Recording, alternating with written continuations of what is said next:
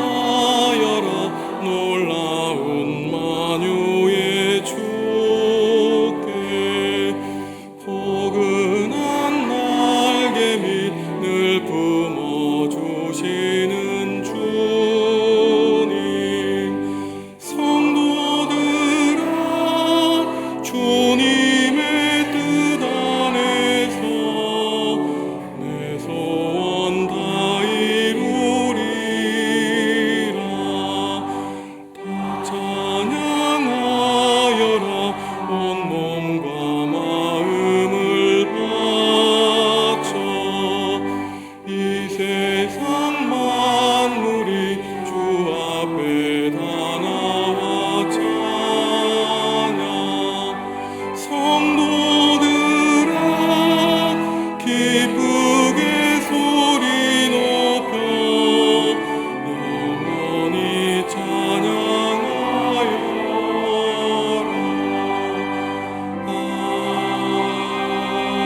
아멘.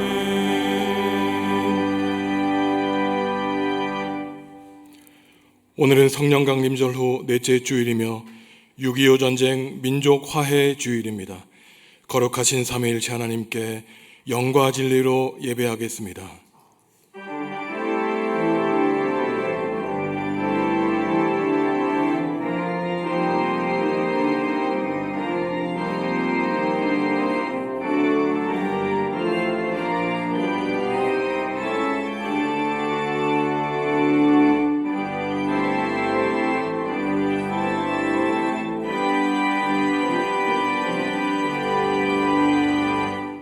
하나님, 지난 한 주고 주님의 사랑 안에서 지켜주신 은혜에 감사를 드립니다. 오늘은 6.25 전쟁 민족 화해 주일입니다. 우리 결의가 평화로 통일을 이루게 하시고 한반도에 하나님의 은총을 내려 주옵소서. 상심한 자의 마음을 어루만져 주시고 깊게 파인 상처를 싸매어 주옵소서. 회개하는 자에게 사죄의 은총을 내려주시고 주님만 의지하여 예배하는 이 시간 성령님 안에서 새 힘을 얻게 하여 주옵소서. 예수님의 이름으로 기원하옵나이다. 아멘. 하늘에 계신 우리 아버지, 아버지의 이름을 거룩하게 하시며 아버지의 나라가 오게 하시며 아버지의 뜻이 하늘에서와 같이 땅에서도 이루어지게 하소서. 오늘 우리에게 일용할 양식을 주시고 우리가 우리에게 잘못한 사람을 용서하여 준 것 같이 우리 죄를 용서하여 주시고 우리를 시험에 빠지지 않게 하시고 악에서 구하소서. 나라와 권능과 영광이 영원히 아버지의 것입니다. 아멘.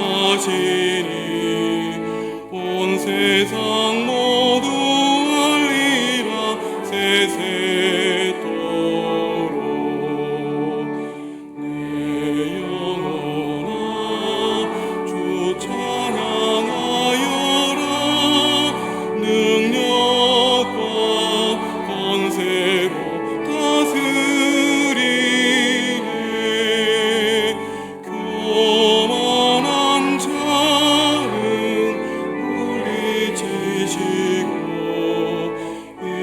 낮고 천한 백성들 높이시네.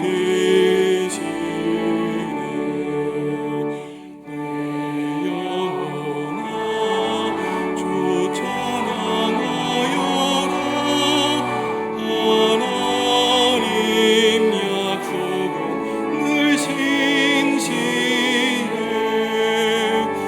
온 세상 향해 크게 말하라. 내 주님 위대하심을 영원토록.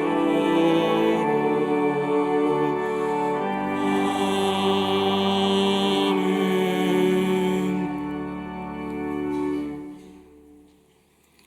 지난 한 주의 삶을 돌아보시며 하나님과 이웃과 피조세계에 지은 죄를 고백하겠습니다.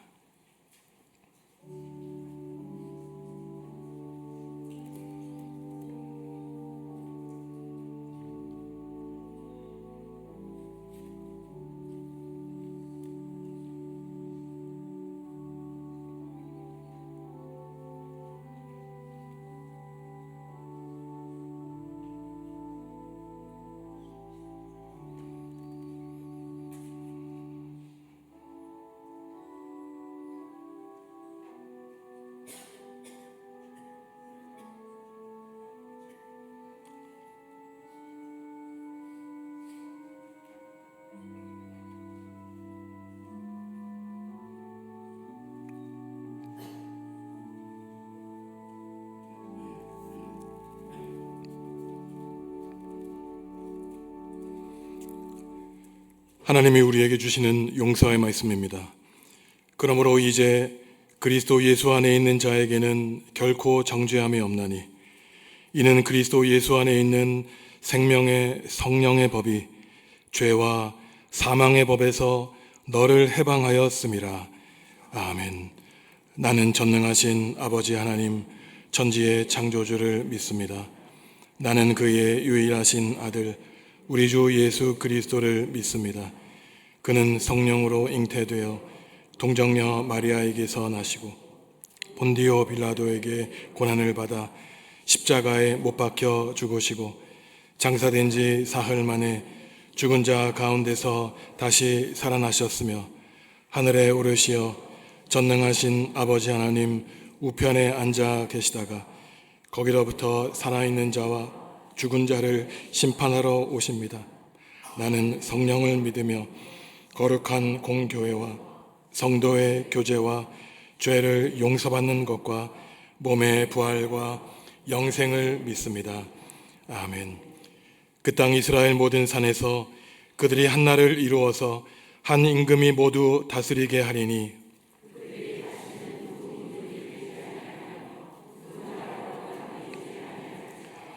그들이 그 우상들과 가증한 물건과 그 모든 죄악으로 더 이상 자신들을 더럽히지 아니하리라.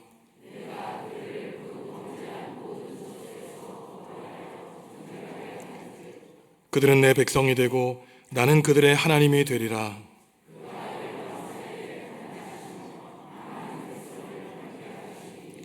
우리가 그들의 칼을 펴서 보습을 만들고 그들의 창을 쳐서 낫을 만들 것이며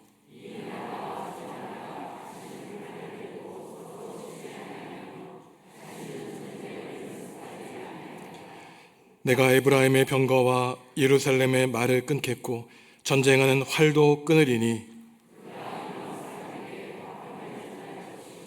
그의 통치는 바다에서 바다까지 이르고 유브라데 강에서 땅끝까지 이르리라.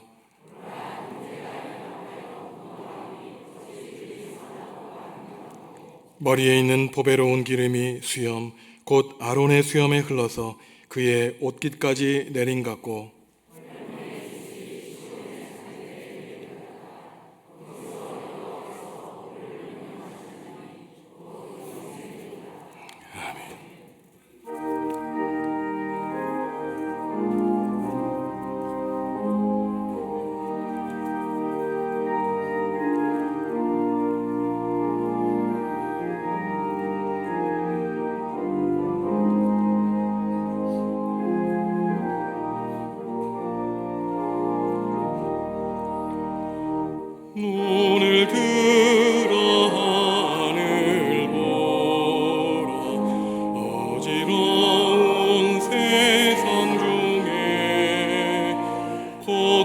바다 상한 여의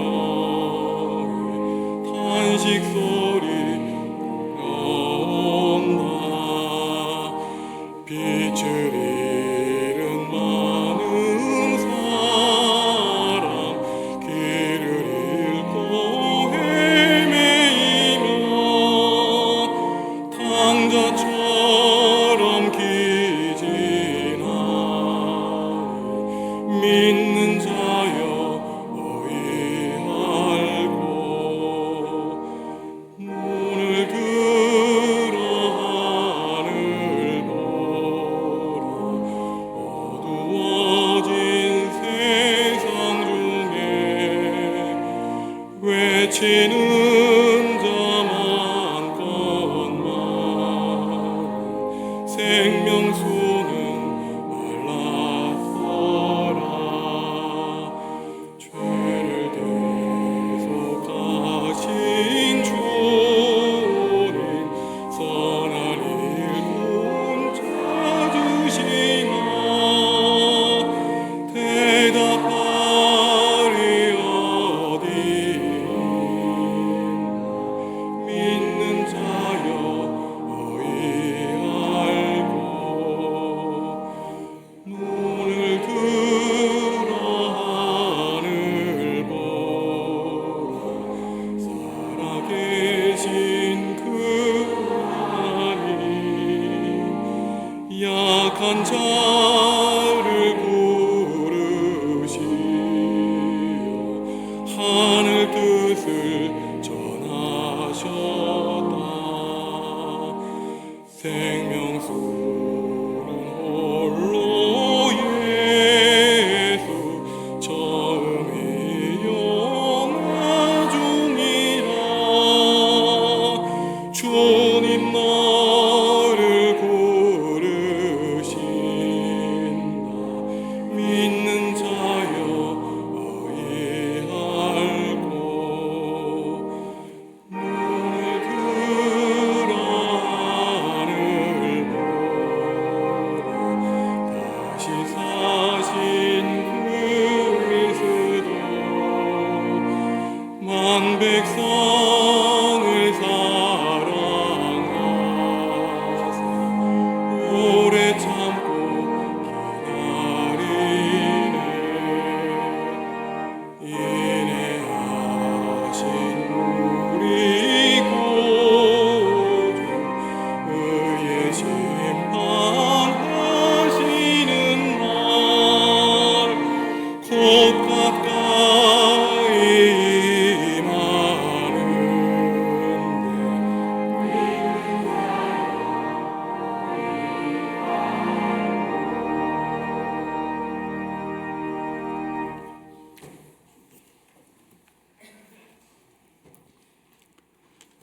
사랑과 은혜가 풍성하신 하나님 아버지, 지난 한 주간도 교회와 가정을 지켜주시고 수많은 혼란 속에서도 주님의 마음을 품고 강건하게 이겨내게 하시고 평강으로 인도해 주시니 감사합니다. 가문 어떤 태지 위에 필요한 만큼의 단비를 내린 것처럼 오늘 우리 예배 가운데서도 하나님의 은혜와 사랑이 필요한 만큼 가득 채워지게 하여 주시옵소서. 주님께 받은 만큼만이라도 온 정성과 마음을 다해 헌신과 봉사로 하나님을 온전히 높이는 우리들의 삶이 되게 하여 주시고, 받은 은혜도 저버리고 주님께 받은 달란트를 땅에 묻어버리는 어리석은 자가 되어 하나님을 실망스럽게 하시는지는 않았는지 뒤돌아보게 하시고 말씀대로 살지 못한 불쌍한 저희들을 용서하여 주시옵소서. 하나님의 크신 사랑을 인간의 그 어떠한 말로도 다 표현할 수 없음을 고백하며 온 정성을 다해 주님을 사랑하며 주님께서 원하셨던 마음을 품고 주님의 뜻 온전히 이루게 하시옵소서. 이 나라의 민족을 지켜주시는 하나님 아버지, 6월이 되면 우리가 결코 잊을 수 없는 호국 보훈의 달입니다. 믿음의 선조들이 이 땅의 자유를 위해 목숨 걸고 지키고자 했던 대한민국이 몸된 희생으로 말미암아 이제는 희망을 이뤄낸 거룩한 땅 소망을 갖고 살아갈 수 있도록 인도하심에 진심으로 감사를 드립니다. 아직도 6.25 전쟁으로 인한 아픈 상처 간직한 채 살아가고 있는 수많은 분들을 기억하시고 다시는 이 땅의 전쟁의 공포에서 벗어나게 하여 주시옵소서.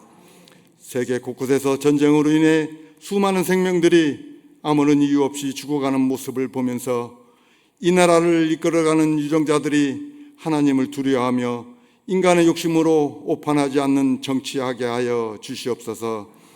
또한 이 시간 평화를 위해 젊은 청춘을 바쳐 국방의 의무를 위해 군에 있는 장병들을 지켜 주시옵소서.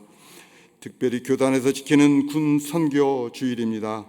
믿음의 용사되게 하시고 털끝 하나 다치지 않고 건강한 모습으로 군복무를 마치게 하여 주시옵소서.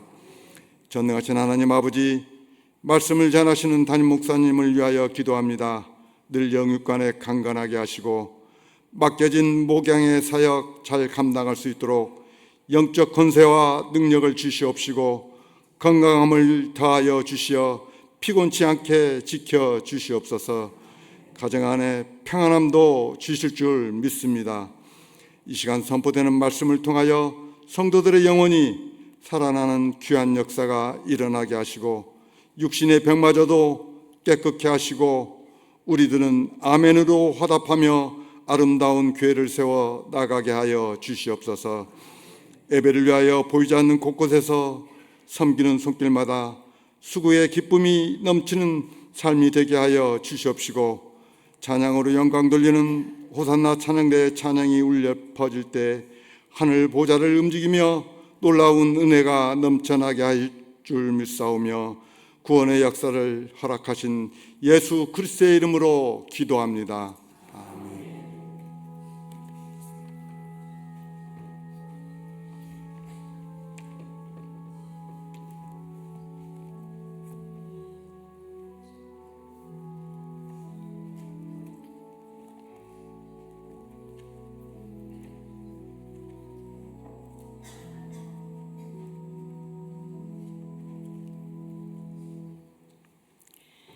야곱이 눈을 들어보니 에서가 400명의 장정을 거느리고 오고 있는지라. 그의 자식들을 나누어 레아와 라헬과 두 여종에게 맡기고 여종들과 그들의 자식들은 앞에 두고 레아와 그의 자식들은 다음에 두고 라헬과 요셉은 뒤에 두고 자기는 그들 앞에서 나아가되 몸을 7번 땅에 굽히며 그의 형 에서에게 가까이 가니 에서가 달려와서 그를 맞이하여 안고 목을 어긋 맞추어 그와 입 맞추고 서러우니라. 에서가 눈을 들어 여인들과 자식들을 보고 묻되 너와 함께한 이들은 누구냐? 야곱이 이르되 하나님이 주의 종에게 은혜로 주신 자식들이니이다. 그때 여종들이 그의 자식들과 더불어 나와 절하고 레아도 그의 자식들과 더불어 나와 절하고 그 후에 요셉이 라헬과 더불어 나와 절하니 에서가 또 이르되 내가 만난 바 이 모든 때는 무슨 까닭이냐? 야곱이 이르되 내 주께 은혜를 입으려 함이니이다. 에서가 이르되 내 동생아 내게 있는 것이 족하니 네 소유는 네게 두라. 야곱이 이르되 그렇지 아니하니이다. 내가 형님의 눈앞에서 은혜를 입었사오면 청하건대 내 손에서 이 예물을 받으소서. 내가 형님의 얼굴을 배운즉 하나님의 얼굴을 본 것 같사오며 형님도 나를 기뻐하심이니이다. 하나님이 내게 은혜를 베푸셨고 내 소유도 족하오니 청하건대 내가 형님께 드리는 예물을 받으소서 하고 그에게 강권함에 받으니라.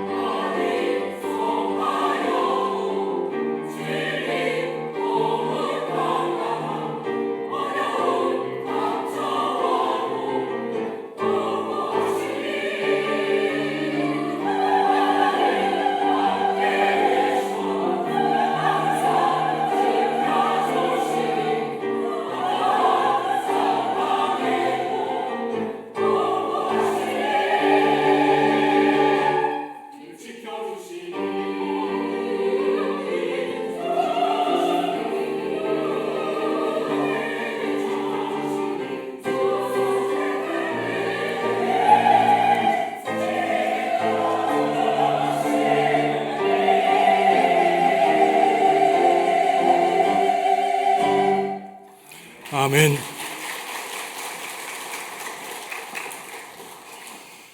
우리가 믿는 하나님은 어떠한 분이실까요? 사람들은 하나님은 은혜와 사랑의 하나님이라고 말합니다. 물론 맞는 말이죠. 그런데 참 이상하게 1950년대 중반 아주 세계적인 학자 G. 라이트라는 사람은 하나님을 가리켜 전사, 전투하는 군사라고 이름을 붙였습니다. 실제로 출애굽기 15장 3절을 보면은 하나님은 이집트의 사탄의 세력인 바로와 싸우시는 전사라고 하나님은 스스로를 밝히시고 계시죠. 이 학자가 쓴 책 가운데 유명한 책이 전사로서의 하나님이라는 책입니다.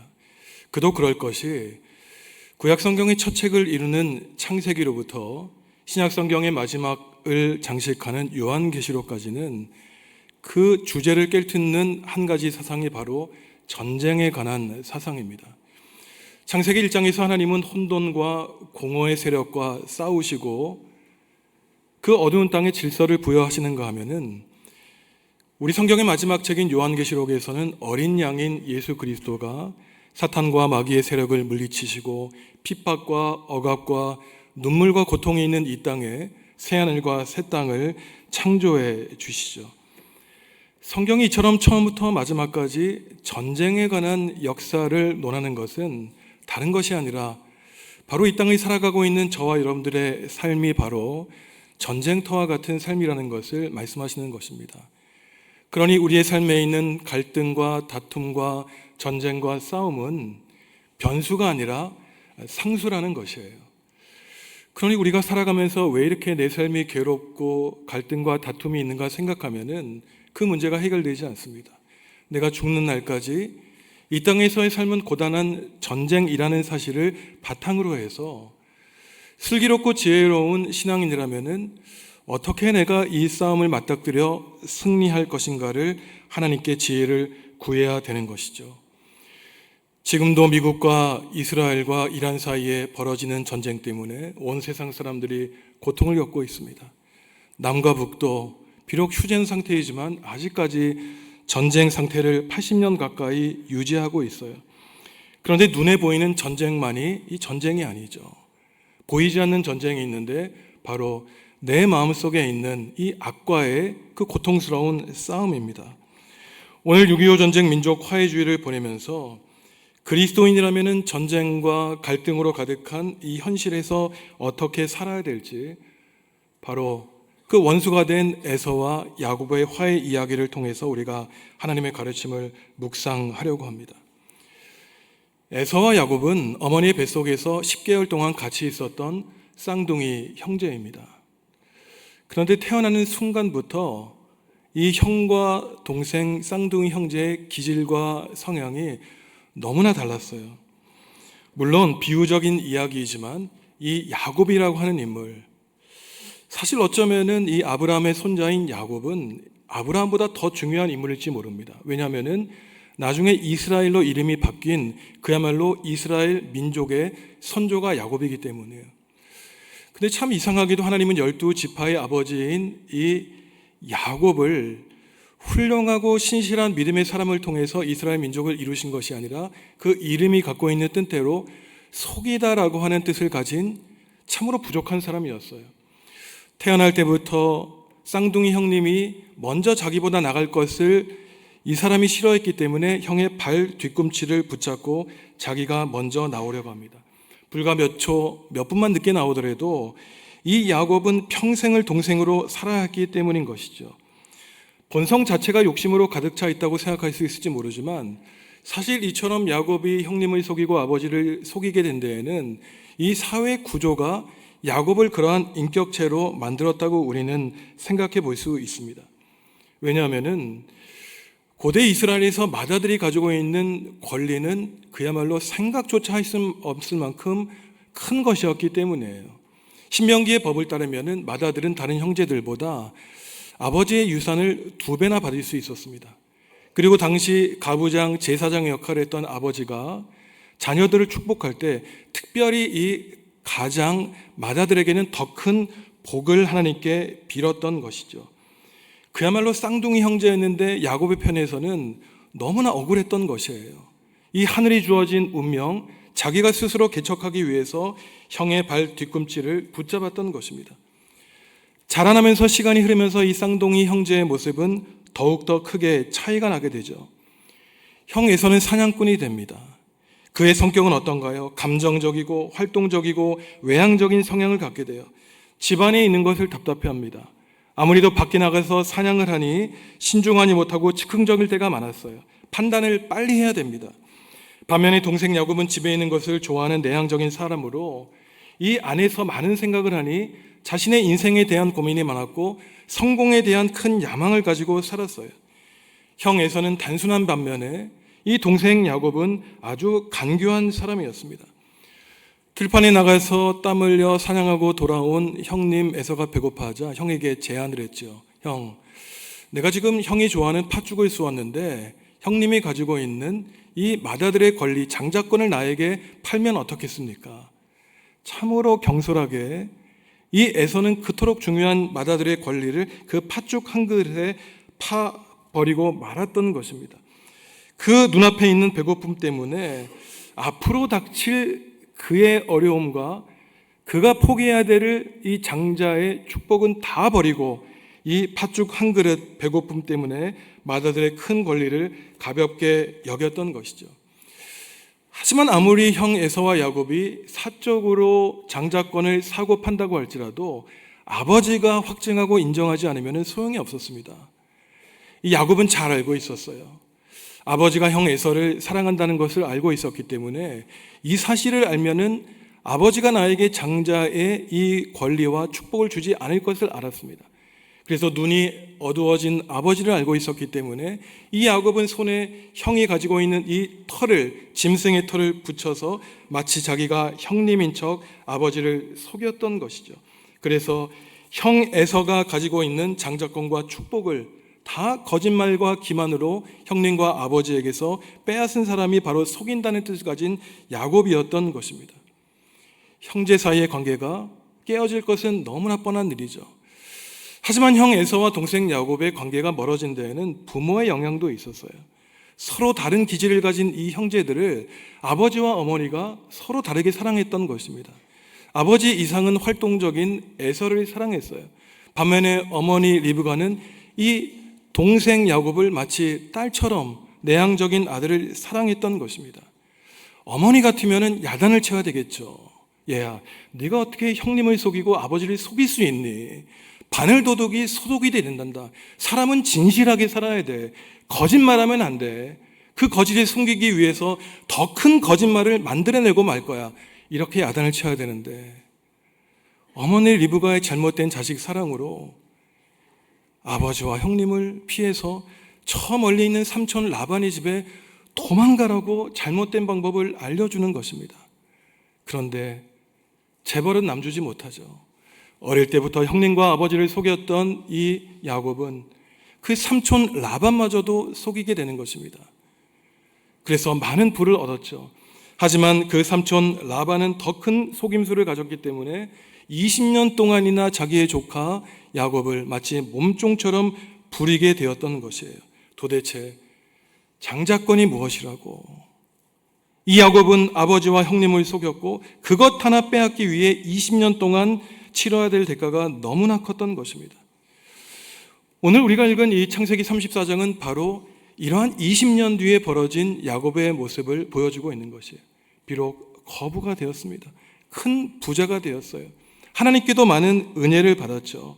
하지만 아무리 하나님께 은혜를 받아서 수백 마리의 양과 소와 이 가축을 얻었다고 할지라도 이제는 자기의 고향 땅 베델로 가는 길에 그 중간에 형님 에서가 버티고 있으니 아무리 하나님의 은혜를 받았어도 형님께 은혜를 받지 못하면 아무런 소용이 없다는 것을 이 사람은 깨닫게 됩니다.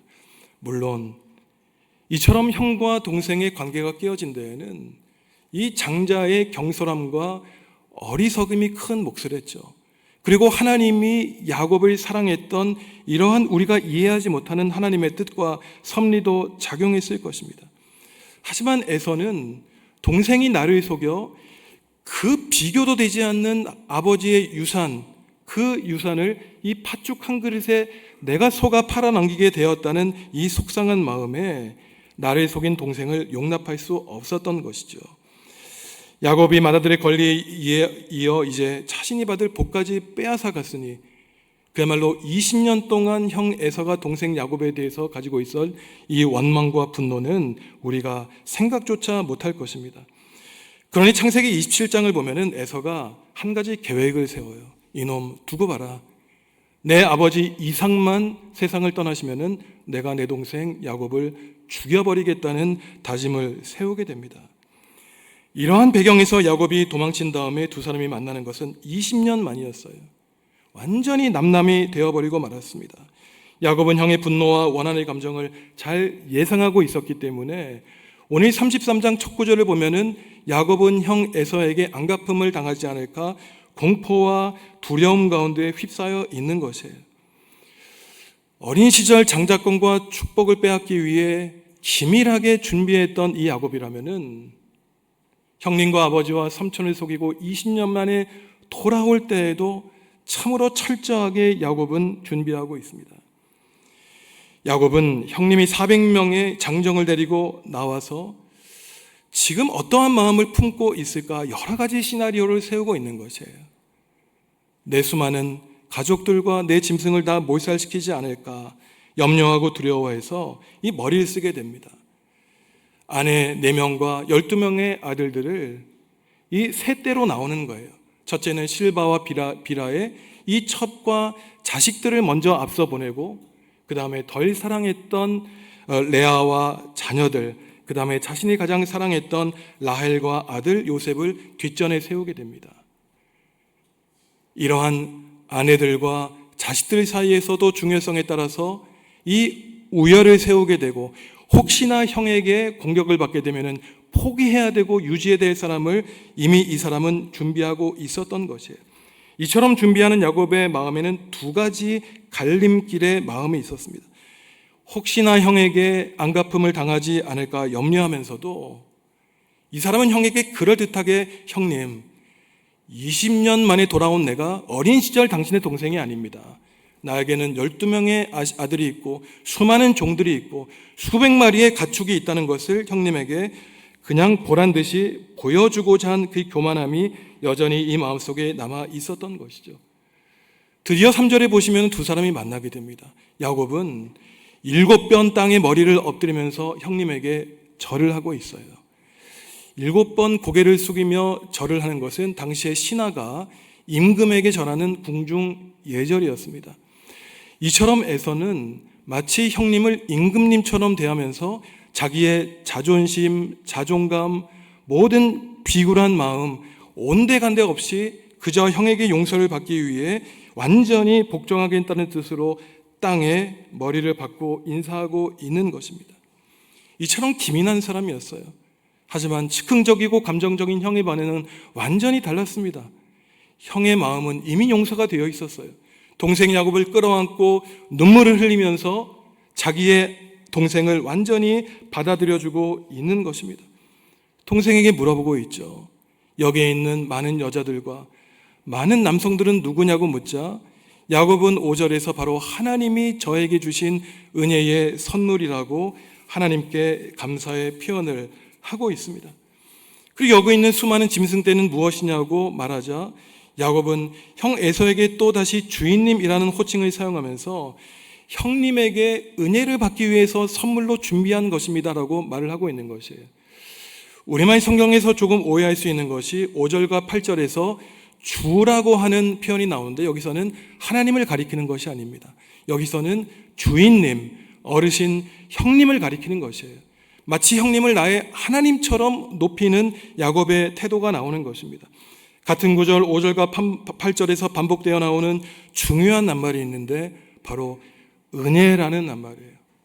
5절에서는 이 야곱이 얻게 된 수많은 가족과 짐승이 하나님이 자신에게 선물로 주신 은혜라고 야곱은 형님에게 설명하고 있습니다. 8절에서는 무엇이라 그럽니까? 나의 주인님, 나의 어르신, 나의 형님, 내가 하나님께 은혜를 받은 것은 다름 아니라 형님에게 선물로 바쳐서 죄송한 마음으로 형님에게 은혜를 받고자 하는 것입니다 라고 이 하나님의 은혜와 사람에게 받을 은혜를 반복해서 말하고 있어요. 그러니 우리가 그리스도인으로 살아갈 때 중요한 은혜에 관한 두 가지 가르침이 있습니다. 먼저 우리는 살아가면서 하늘에서 하나님이 우리에게 베풀어 주시는 절대적인 하나님만이 주실 수 있는 은혜를 간구하며 살아가야 된다는 것이에요. 우리가 아무리 힘을 들여 노력하고 애써 살아갈지라도 하나님의 은혜가 더해지지 않으면 우리는 성공할 수 없다는 사실입니다. 하지만 두 번째로 하나님이 우리에게 말씀해 주시는 것은 아무리 하나님이 우리에게 복과 은혜를 선사해 주셔도 눈에 보이지 않는 하나님의 은혜에 비해서 당장 내 눈앞에 보이는 사랑하는 가족과 이웃과 교우들에게 은혜와 용서와 사랑을 받지 않으려면 하나님의 은혜도 완전히 이루어지지 않는다는 사실을 주님은 우리에게 말씀하시는 거예요. 그러니 성도 여러분 남은 나날을 살아가실 때 하나님의 은혜를 달라고 간절히 기도하시기 바랍니다. 하지만 동시에 하나님, 사람에게 은혜를 받게 하여 주십시오 라고 기도하는 것을 넘어서 은혜를 받는 사람이 아니라 은혜를 베푸는 사람이 되어야 되는 것이에요. 10절에서 야곱은 에서의 얼굴을 보는 것이 마치 하나님의 얼굴을 보는 것 같다고 소리칩니다. 하나님의 은혜를 받았으니 이제 형님에게 축복의 선물을 주겠다고 야곱이 말하고 있어요. 우리말 성경에서는 은혜 예물이라고 번역되어 있지만 히브리 성경에서는 축복의 선물이라는 뜻입니다. 복을 받기 위해 형님의 말들의 권리에 그토록 목숨을 걸고 진심이었던 그가 이제 형님에게 미안한 마음으로 복을 나누어 주는 데에 진심을 보여주고 있는 것이에요. 우리말로는 알아차리기 어렵지만 히브리 말로는 이 축복이라는 말과 장자의 권리라는 말이 굉장히 비슷합니다. 축복은 브라카, 이 장자의 권리는 부코라라 그래요. 그러니 이 두 개의 비슷한 낱말을 통해서 이 장자권을 얻기 위해 목숨을 바쳤던 이 야곱이 이제는 그것의 무상함을 깨닫게 되고 진정 하나님의 복이야말로 내 인생에 가장 중요하다는 것을 이 야곱은 깨닫게 됩니다. 사람들은 흔히 사람의 본성과 본질은 바뀌지 않는다고 말합니다. 야곱의 경우도 한번 생각해 보시죠. 태어날 때부터 성장하면서 형님과 아버지를 속이는 사람이었어요. 거짓말하는 것이 일상이 된 사람이었습니다.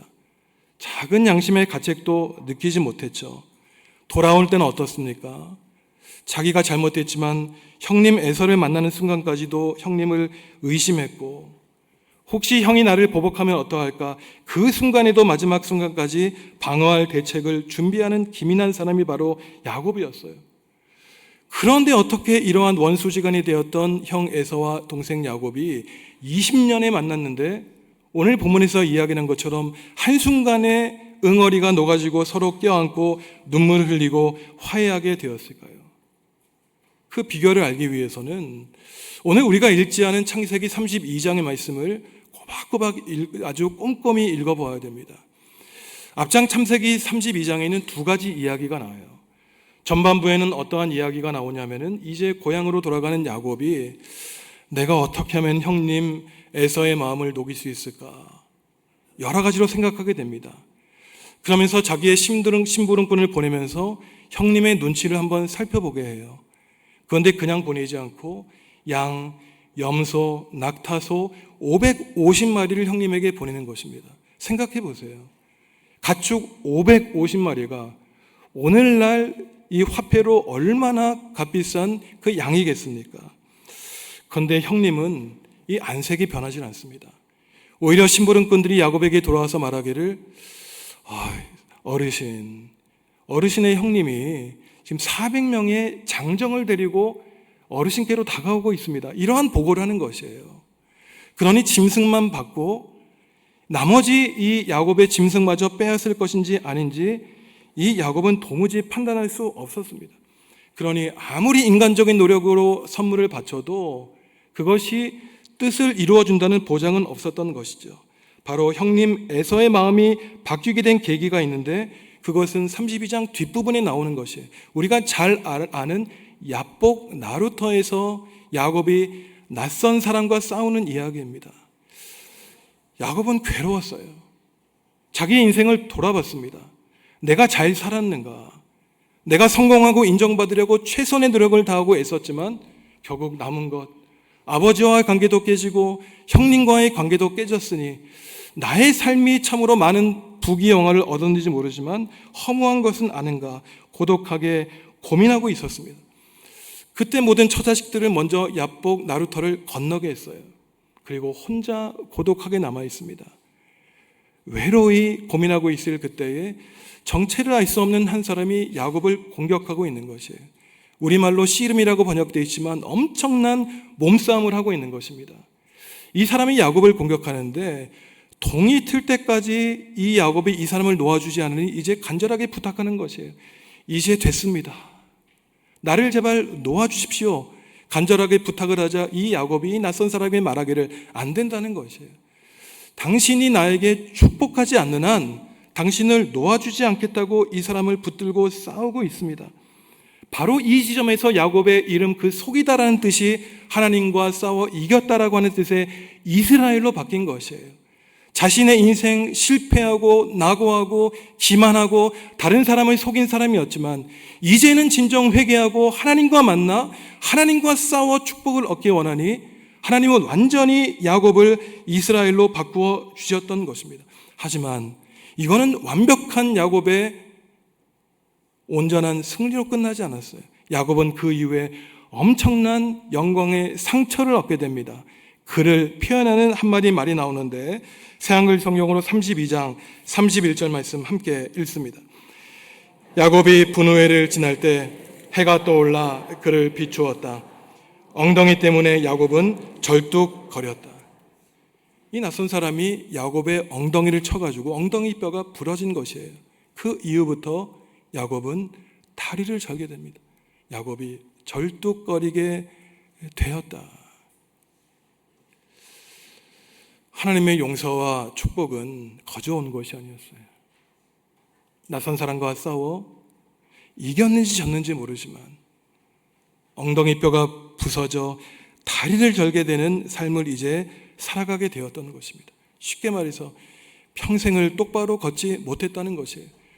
그러니 이스라엘의 조상 이 야곱을 떠올릴 때면 늘 똑바로 걷지 못하고 한 발, 두 발 절뚝거리며 걸어가는 참 그 삶에 있었던 어두운 그림자를 사람들은 생각하게 되었던 것입니다. 하지만 하나님은 그에게도 마지막 용서와 희망의 사인을 보여주셨습니다. 무엇입니까? 해가 떠올라 그를 비춰준 것이에요. 밤새도록 낯선 사람과 싸워 이기려고 그 사투했던 야곱에게 하나님은 찬란한 햇빛을 비추어 주셨던 것입니다. 하나님을 만나고 하나님께 간절히 기도한 응답으로 바로 그 형의 응어리진 마음이 눈 녹듯 하나님은 녹여주셨던 것이에요. 비로소 야곱은 용기를 얻게 되었습니다. 혹시나 형님이 나를 해코지할지 모르지만 진정한 마음으로 회개하고 용서하겠다는 것이에요. 혹여나 형님에게 용서를 받지 못하더라도 자기가 할 일은 하겠다고 야곱은 마음을 먹게 됩니다. 그래서 결국 이들은 한순간에 부둥켜 안고 눈물을 흘리게 되었던 것이에요. 하나님은 진정으로 회개한 이 거짓말장이 야곱의 이름을 속인다는 야곱에서 이스라엘로 하나님과 싸워 승리한 사람으로 바꾸어 주시고 12지파의 아버지 그리고 이스라엘 민족의 조상으로 그를 그 죄인을 하나님이 변화시켜 주시고 사용하여 주셨던 것입니다. 그렇다면 이들의 만남은 어떻게 되었을까요? 형 에서는 동생 야곱에게 제안을 합니다. 얘야, 너 내가 사는 세일 땅으로 함께 가서 나와 함께 살지 않겠니? 그러자 야곱은 사실 온건하게 완곡하게 거절을 해요. 형님 먼저 가십시오. 그러면 제가 형님을 뒤따라가겠습니다. 그러자 형 에서가 야곱에게 말하는 것이에요. 혹시 네가 나를 따라오는 길이 무섭고 두렵다면 내 사람들을 너에게 붙여주겠다. 그래도 야곱은 거절합니다. 사실 이 둘은 다 알고 있었어요. 20년 세월, 이제는 완전히 다른 형태의 삶을 사는 그러한 형님과 아우가 되었습니다. 한 공간, 한 시간을 함께 할 수 있는 사이가 안 된다는 사실을 알게 되었어요. 그래서 형님은 유목민의 삶 세일 땅으로 돌아가게 되고 동생 야곱은 잠시 그곳에 머물렀다가 자기의 고향 베델로 돌아가게 됩니다. 이 어린 시절 형님과 싸우고 다투고 화해하고, 하지만 20년 동안 원수지간에 되었던 그 관계가 눈물 흘리고 화해했던 이 시간은 그저 하루 반나절 뿐이었어요. 그 이후에는 완전히 연락이 두절된 상태로 살아가게 됩니다. 더 오랜 시간이 흘러 이 야곱과 에서의 후손들은 어떻게 될까요? 야곱은 이스라엘 민족을 이루었지만 에서는 사해 남쪽에 있는 에돔의 민족을 이루게 됩니다. 우리가 잘 알고 있듯이 에돔과 이스라엘은 철천지 원수지간이 된 것이에요. 형과 동생, 그것도 쌍둥이 형제가 싸우고 화해하기를 반복했지만 그들의 후손은 이제는 더 이상 서로를 용납하지 않는 원수지간으로 바뀌게 됩니다. 오늘 우리가 교동문에서 읽었듯이 형제가 연합하여 동거하는 것이 얼마나 어려운 일인가를 하나님이 알려주시는 것이, 그러니 우리는 끊임없이 회개해야 됩니다. 끊임없이 용서를 빌어야 돼요. 끊임없이 나의 주장을 숨겨야 되는 것이, 그래야만 형제 사이에 갈등을 멈출 수 있는 것이죠. 올해는 이 땅에 전쟁이 일어난 지 76년이 되는 해입니다. 우리 남북도 야곱과 에서처럼 형제지간이었죠. 하지만 이제는 완전히 다른 나라가 되어가고 있습니다. 여전히 이 땅에 완전한 평화가 없고 소모적인 전쟁이 지속되고 있어요. 우리나라의 수많은 국민들이 평화에 대한 필요성을 못 느끼고 있습니다. 하지만 생각해 보십시오. 천문학적으로 엄청난 비용을 전쟁을 수행하고 이 평화를 유지하는 비용으로 낭비하고 있지 않습니까? 그 천문학적인 숫자만 평화통일을 이루어 멈출 수 있다면 이 땅에 더 이상 가난하고 헐벗은 사람들은 없을 것이에요. 모든 국민들은 선하고 착하게 살아가고 있지만 일부 남북의 이 악한 정치 지도자들이 오히려 이 갈등을 부추겨 자기들의 권력을 유지하고 있는 것, 하나님의 심판이 두렵지 않은가 참으로 염려가 되는 것입니다.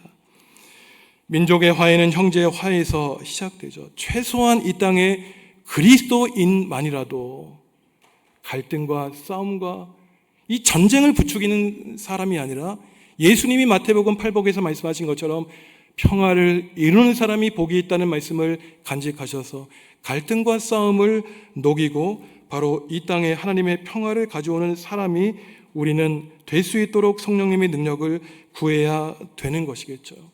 사랑하는 성도 여러분, 여러분 삶에도 선과 악이 싸우고 있지 않습니까? 바울이 말했듯이 성령의 사람이 되고 싶지만 나를 억누르는 사탄의 세력에 굴복하고 있습니다. 잠언에서도 말했죠. 성을 무너뜨리는 것보다 내 자신의 마음을 다스리는 것이 참으로 어렵다고 말했습니다. 성도 여러분, 여러분 안에 있는 사탄, 악과 싸워 이기시기 바랍니다. 하나님이 전사로서 사탄과 마귀의 세력을 물리치셨어요. 우리도 전사가 되어야 됩니다. 하나님의 군사가 되어야 돼요. 그래서 이 땅에 더 이상 전쟁이 일어나지 않도록 이 땅에 그리스도인들이 평화의 도구가 되어서 하나님 나라와 하나님의 의를 구하시는 우리 성도 여러분들 다 되시기를 간절히 기원합니다. 하나님, 야곱이 하나님께 받은 은혜를 깨닫고 형님 에서에게 자신이 받은 은혜를 나눈 것을 기억하며 저희도 하나님께 받은 은혜를 잊지 않고 이웃에게 나누며 살게 하여 주시옵소서. 이 땅에 깨어있는 그리스도인들이 평화를 이루는 사람이 되어 남과 북으로 갈라진 이 결의가 하나님의 평화로 하나 되는 놀라운 구원의 은총을 어서 빨리 속히 이루어 주옵소서.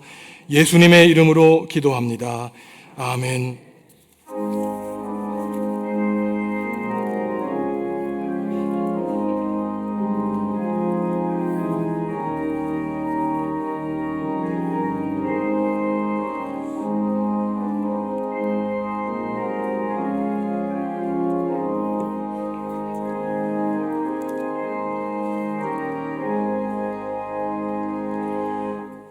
고통의 망에 벗으려고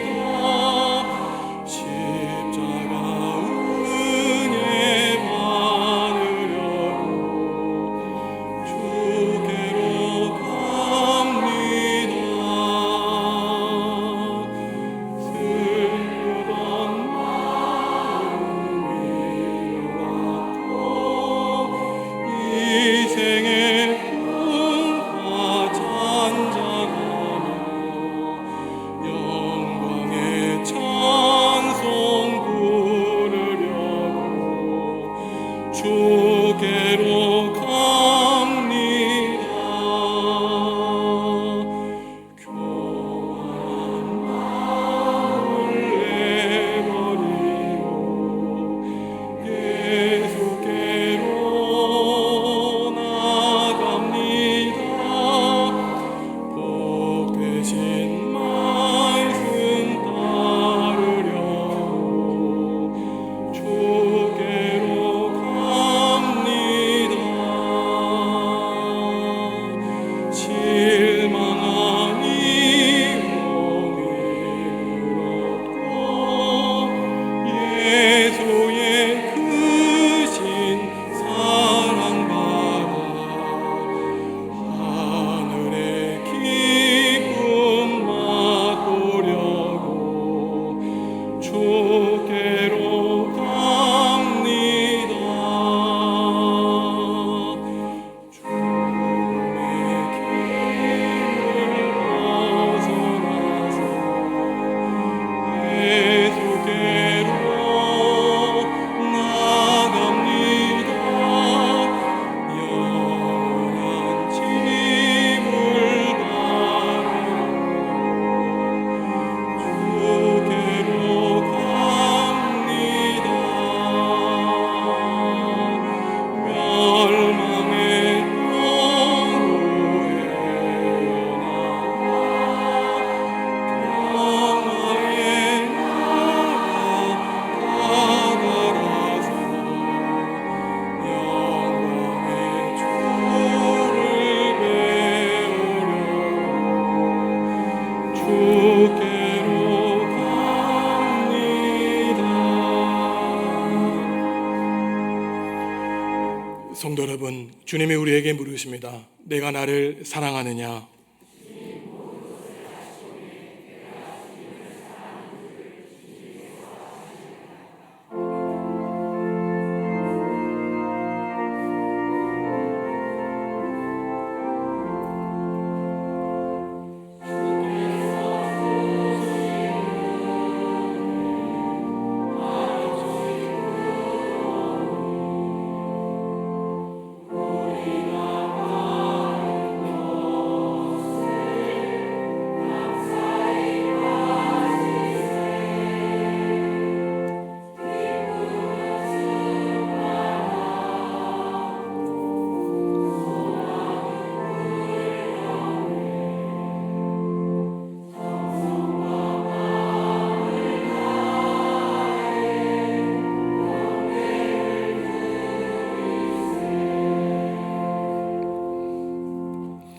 하나님, 오늘 제76주년 6.25 전쟁 민족 화해주의를 보내며 에서와 야곱의 화해 이야기를 통하여 결의의 화해와 통일을 위해 기도하게 하시니 감사합니다.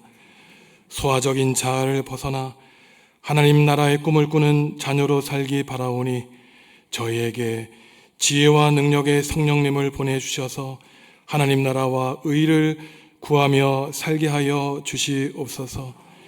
이 땅과 온 누리에서 벌어지고 있는 사탄과 마귀의 전쟁을 어서 멈추어 주시고 하나님의 정의와 평화로 이 땅을 회복시켜 주시기를 간절히 기도합니다. 하나님, 저희가 죄와 고난에서 구원받은 그리하여 자유를 누리게 되는 그 자유에 예수 그리스도의 십자가의 피가 묻어 있음을 기억합니다. 하나님, 주님의 피, 주님의 보혈이 헛되지 않도록 하나님의 거룩한 자녀로 하나님의 영광을 드러내며 살아가게 하여 주시옵소서. 변나영 성도와 진소연 청년을 믿음의 한 식구로 삼아주시니 감사합니다. 주님이 가정의 주인 되어 주셔서 기도하는 어머니 되게 하시고 자녀들이 하나님을 믿는 믿음 안에 건강하게 자라게 하여 주시옵소서. 김미양 집사님, 시아버지를 여의고 슬픔 가운데 있습니다.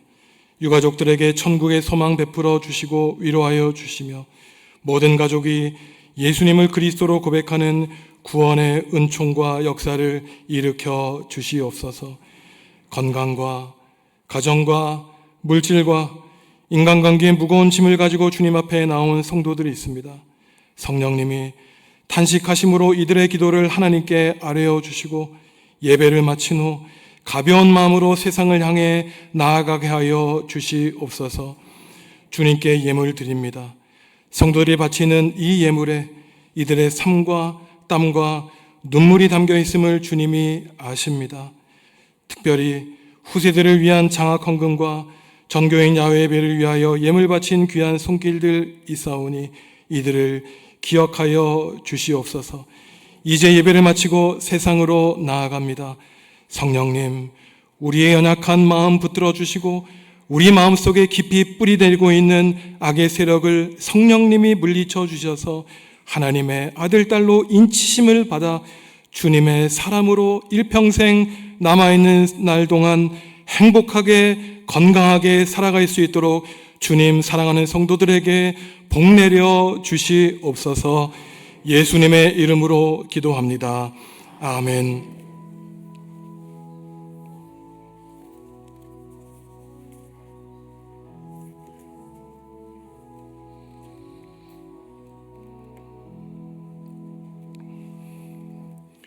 주님의 평화가 여러분과 함께 하시기를 바랍니다.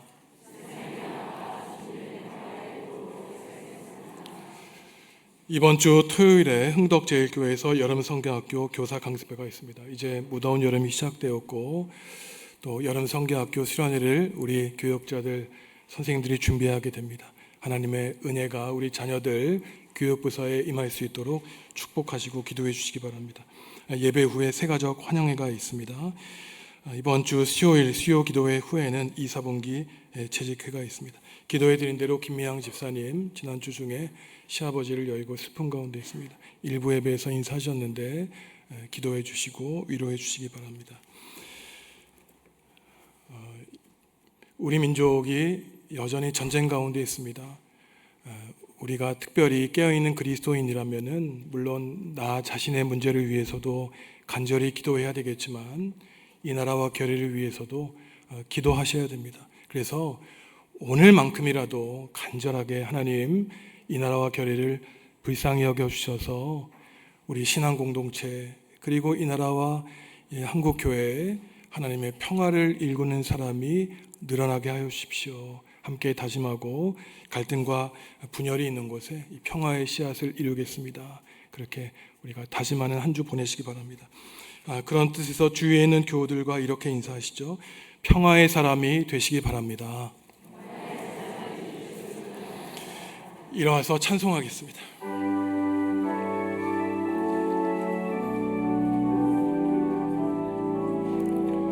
주의 영화로운 빛이 우리 앞길 인도하며 거친 세상이 힘을 주시니 주의 영화로운 빛이 우리 앞길 인도하며 거친 세상이 힘을 주시니 영원히 영원히 인도하시리. 아멘.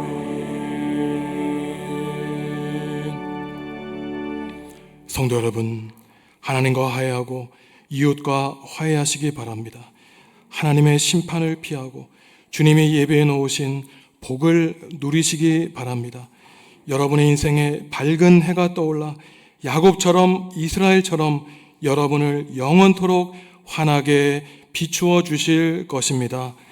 예수님의 은혜와 하나님의 사랑과 성령님의 사귐이 평화의 사람이 되어 하나님의 나라와 하나님의 의를 구하는 성도들에게 지금부터 영원히 함께하여 주시기를 축원하옵나이다. 아멘.